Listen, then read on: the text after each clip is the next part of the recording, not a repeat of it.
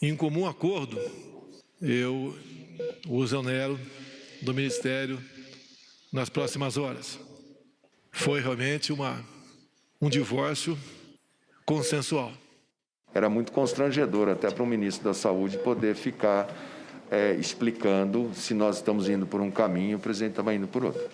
O governo federal impõe obstáculos à informação correta dos cidadãos com a falta de transparência e as recentes mudanças de metodologia na divulgação dos dados da doença. A cloroquina, distribuída pelo Ministério da Saúde na terra Raposa Serra do Sol, ao norte do estado, faz parte de um kit para tratamento da Covid-19. A terra Yanomami foi considerada a mais vulnerável ao coronavírus entre as regiões indígenas da Amazônia por um estudo elaborado pelo Instituto Socioambiental. O levantamento aponta que o descontrole da doença ocorre em razão da baixa testagem por parte do Ministério da Saúde. Áreas importantes vão ter menos dinheiro para despesas não obrigatórias, que incluem os investimentos.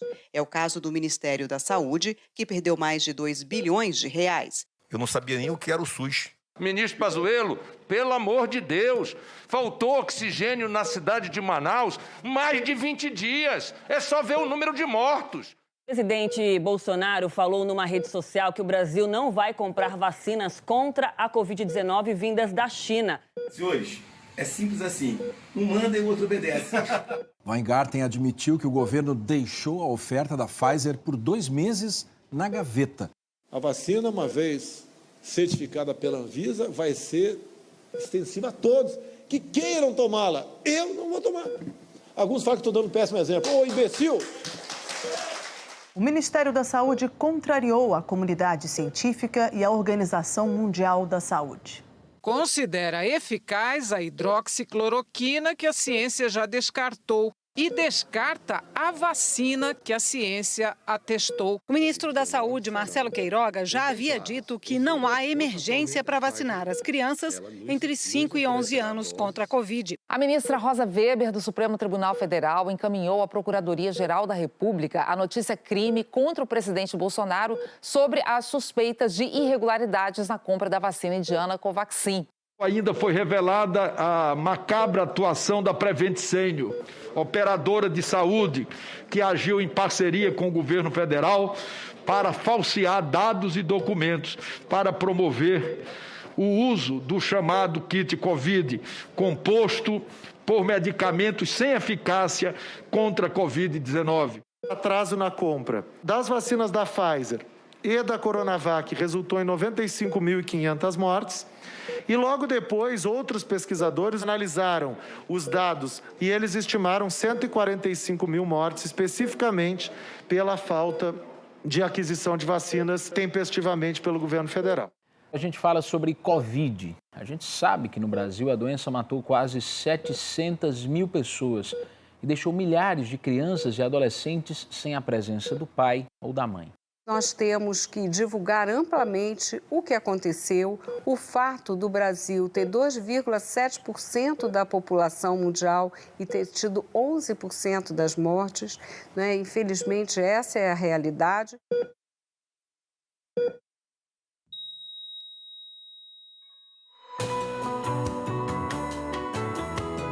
Da redação do G1, eu sou Natuza Neri e o assunto hoje é a reconstrução do Ministério da Saúde.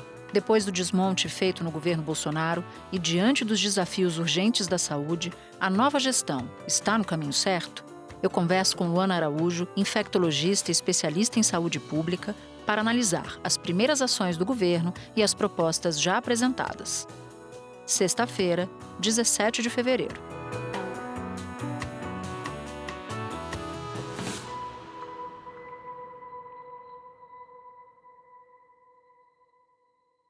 Luana, Anísia Trindade assumiu o Ministério da Saúde e prometeu fortalecer a vacinação contra a Covid no país.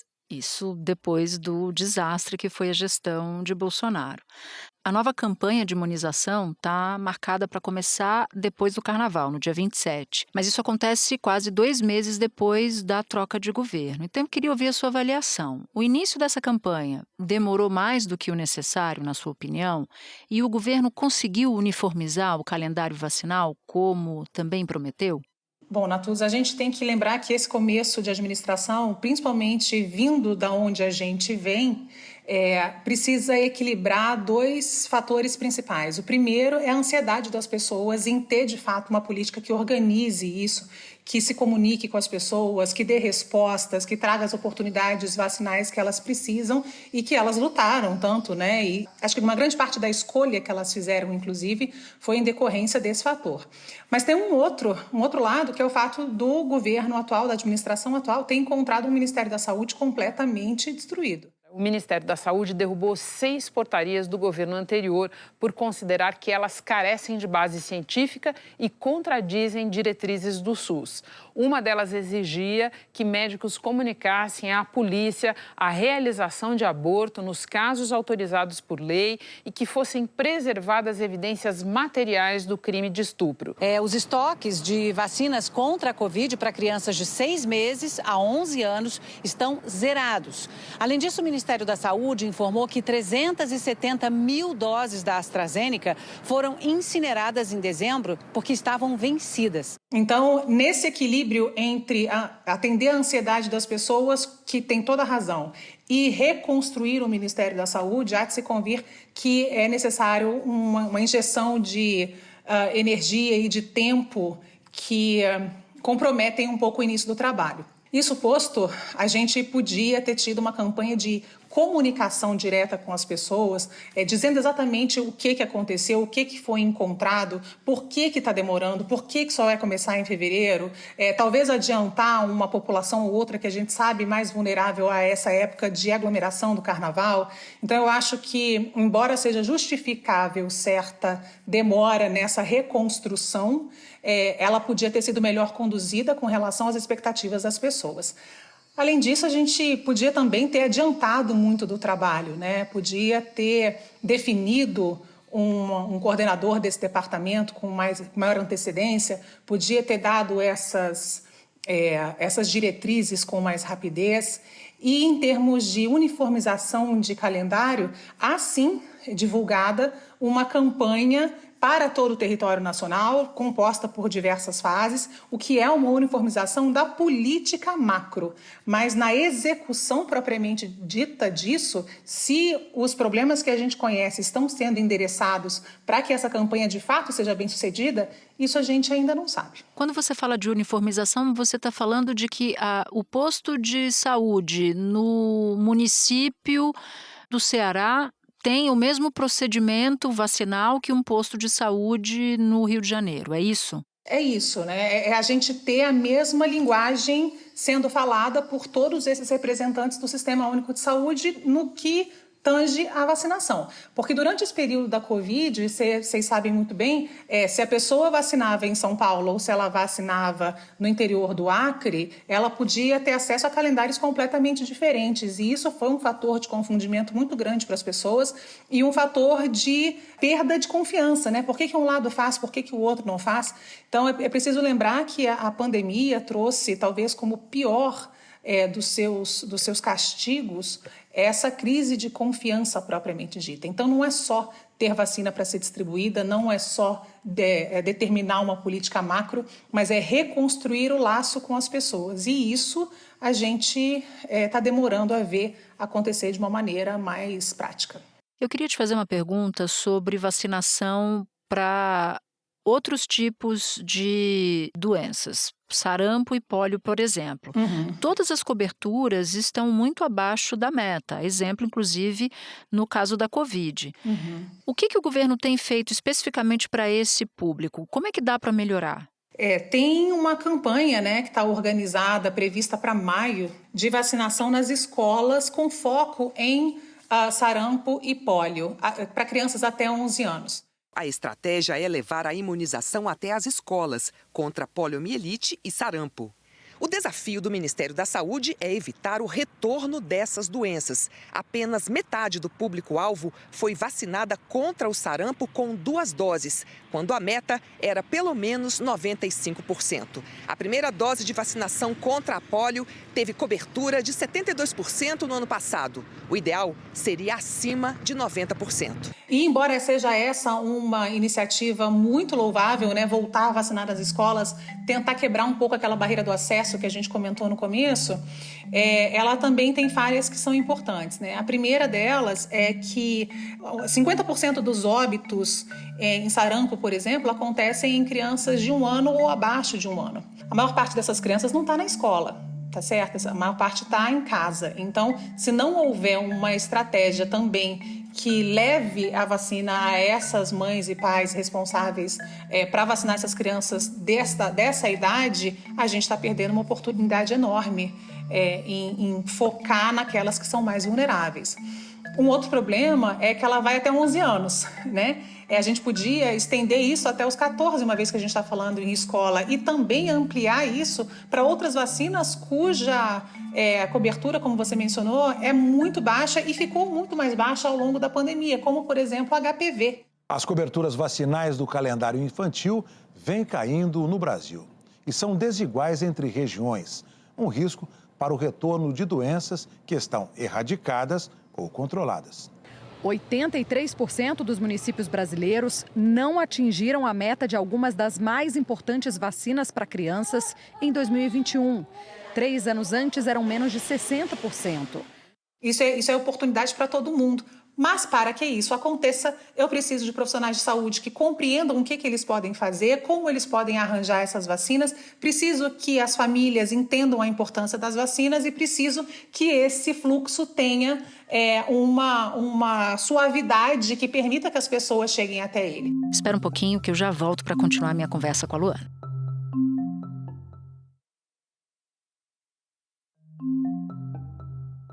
Os dados sobre a pandemia mostram que a gente está num momento de baixa de casos e de mortes pela Covid, o que é um bom sinal, um excelente sinal.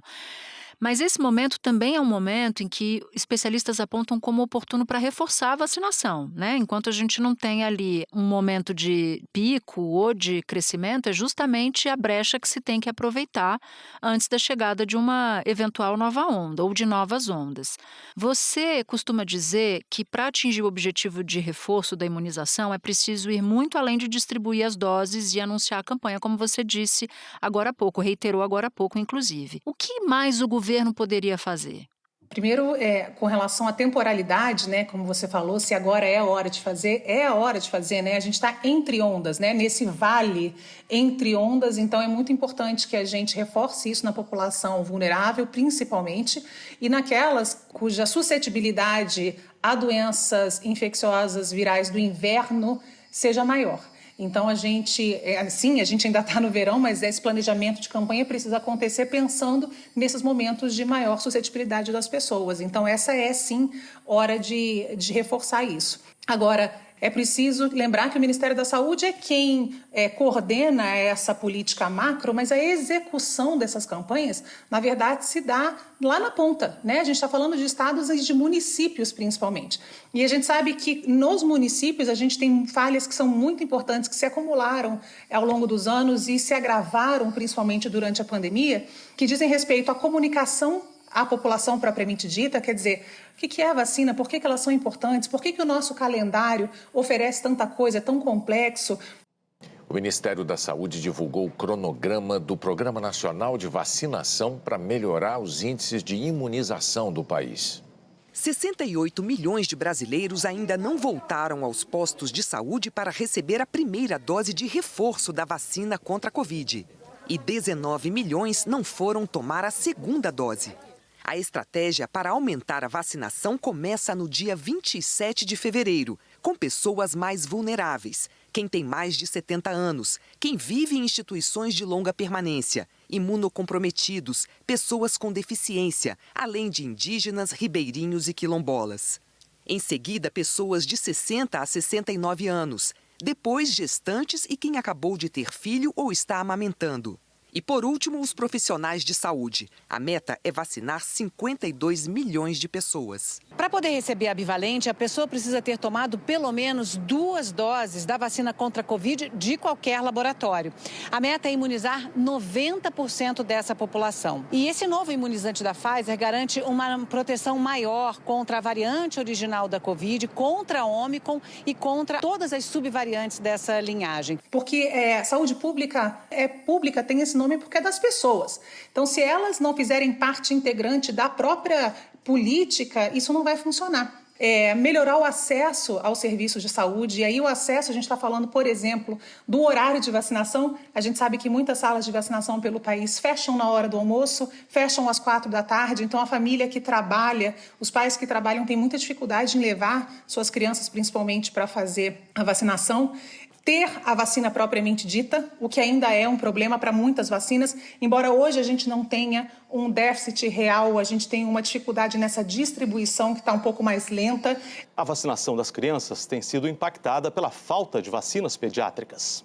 O Ministério da Saúde declarou que faltam vacinas contra a Covid para crianças de até 11 anos e que está negociando a antecipação das entregas. A recém-nomeada secretária de Vigilância em Saúde, Etel Maciel, apresentou um diagnóstico das vacinas contra a Covid no país e disse que não há um estoque de doses pediátricas para crianças de até 11 anos. É um trabalho que está sendo feito, isso é preciso dizer, de restabelecimento desses estoques. A gente precisa treinar melhor os profissionais que estão na ponta, que estão fazendo essa vacinação, porque é um calendário vacinal muito extenso e é complexo. Então, que uma pessoa da sala de vacina numa cidade X diz sobre a oportunidade vacinal de uma criança tem que ser a mesma coisa da cidade Y. Por último, a gente viu também durante a pandemia os horrores da formação médica ou da desinformação médica e a perda da conscientização dos profissionais para a prescrição das próprias vacinas. A gente vê muito, infelizmente, é uma loucura, mas a gente vê muitos obstetras e muitos pediatras falando contra a vacina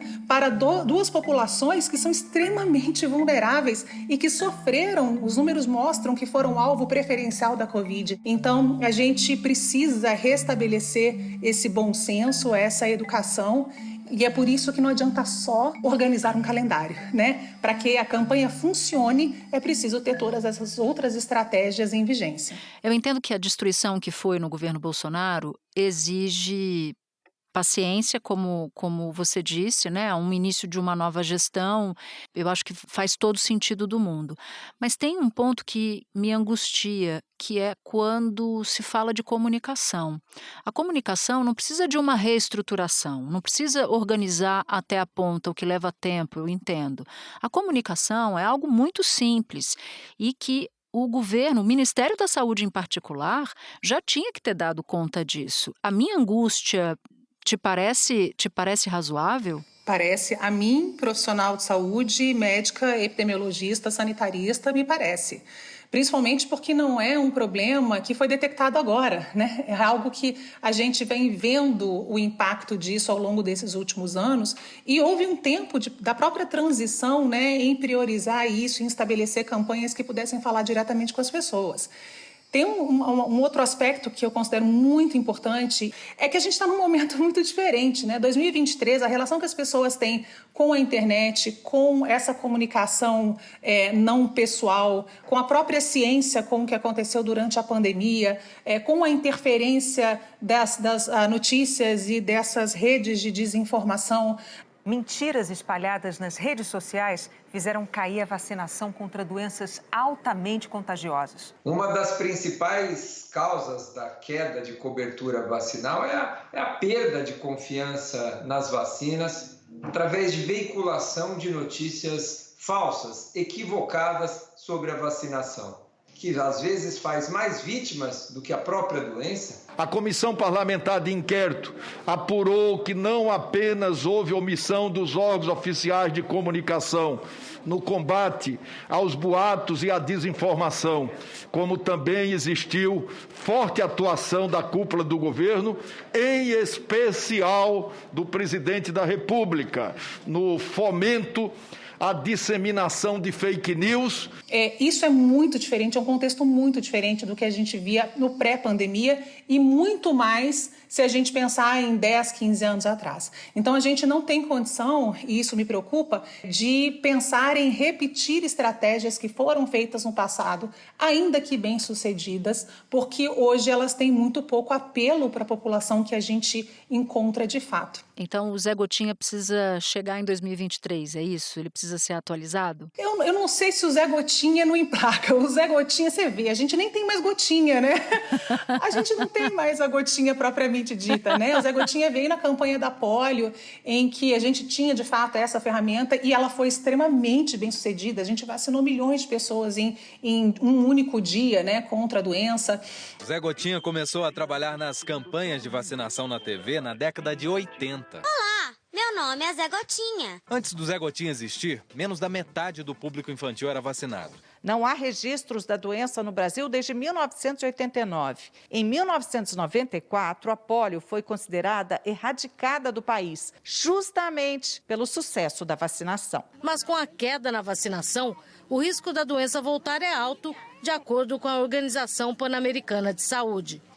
Ele é um personagem do imaginário, mas veja, até para trazê-lo para o público-alvo de hoje, é preciso atualizar o que ele representa e como ele se apresenta para as crianças, inclusive. Você precisa dizer o que você precisa que as pessoas saibam, mas de um jeito que elas se interessem e que mudem o seu comportamento. Eu queria aproveitar a tua presença aqui, salvo engano, é a sua primeira vez aqui no assunto e a gente está bem feliz, para abordar outros temas que não sejam de Covid e vacinas. Uma das promessas do governo Lula foi retomar o programa Mais Médicos, para suprir a falta de profissionais em algumas partes do país. O Ministério da Saúde já começou, inclusive, a retomar editais para contratar mais médicos. Esses caminhos, na sua opinião, são suficientes para suprir essa desigualdade na distribuição de médicos pelo país? Não, de forma alguma. O nosso problema, inclusive, houve agora a divulgação de um estudo da Associação Médica Brasileira sobre a demografia médica, que mostra o quanto nós crescemos em número de médicos e em proporção de profissionais médicos por 100 mil habitantes, embora a abertura de novos cursos esteja proibida, né? Mas a gente foi crescendo isso de tal maneira que o nosso problema hoje não é falta de médico. O nosso problema é a distribuição e a retenção desses profissionais. Então, o que a gente precisa é de políticas de Estado que interiorizem esses médicos, mas não adianta só interiorizar. Você precisa melhorar a estrutura a qual ele tem acesso. Não adianta colocar um médico numa cidade pequena com uma estrutura ruim em que ele não vai conseguir fazer nada, principalmente os recém-formados, que a gente sabe que, embora estejam aumentando em número, também existem dados que mostram que a qualidade desses recém-formados tem caído assustadoramente nos últimos anos. Então, são profissionais com muito pouca experiência, com pouca supervisão, que vão logo para a porta de entrada do sistema de saúde, né, que é a atenção primária, assim como vão para as emergências também, o que é um outro problema muito grave, mas eles vão para esses locais sem estrutura, sem apoio, sem supervisão, com a única ferramenta que a gente tem hoje, que é a telemedicina, mas que ainda é muito mal e pouco utilizada para esse tipo de apoio para esses profissionais. Então, não adianta colocar mais médico.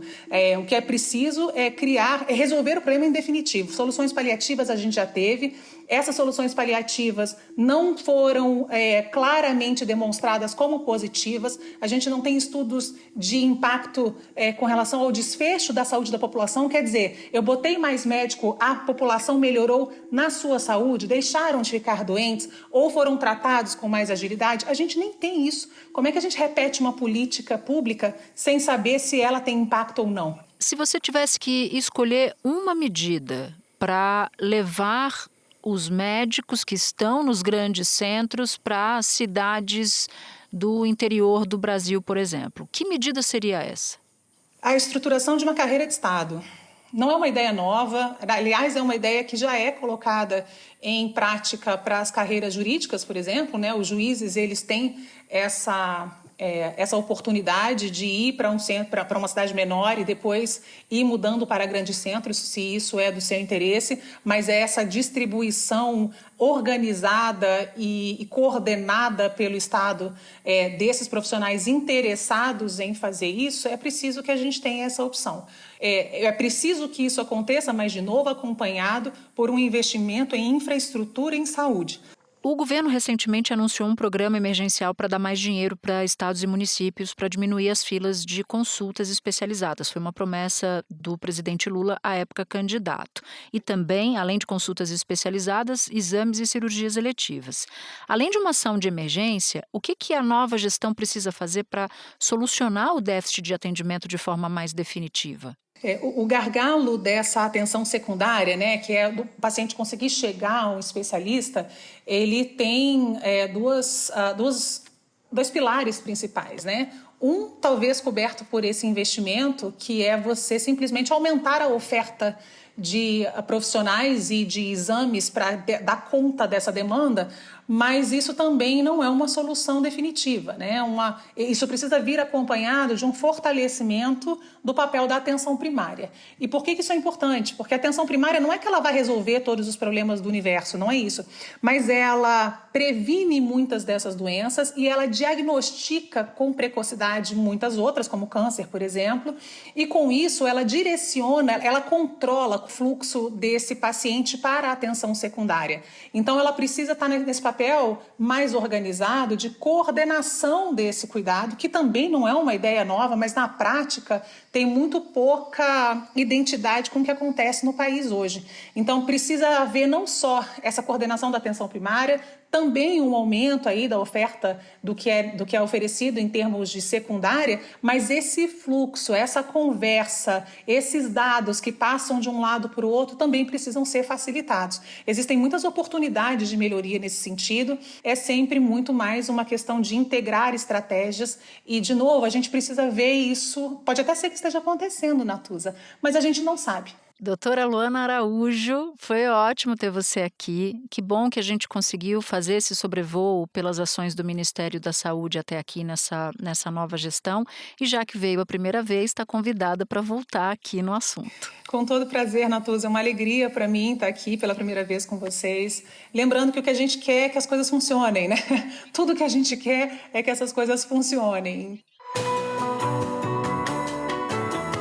Este foi o Assunto, podcast diário disponível no G1, no Globoplay, no YouTube ou na sua plataforma de áudio preferida. Vale a pena seguir o podcast na Amazon ou no Spotify, assinar no Apple Podcasts, se inscrever no Google Podcasts, no Castbox ou no YouTube e favoritar na Deezer.